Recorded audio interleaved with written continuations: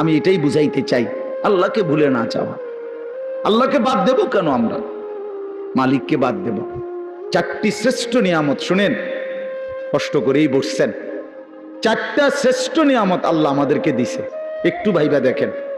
এক, আল্লাহ এত বড় শ্রেষ্ঠ মালিক, তিনি আমাদের রব, ঠিক না?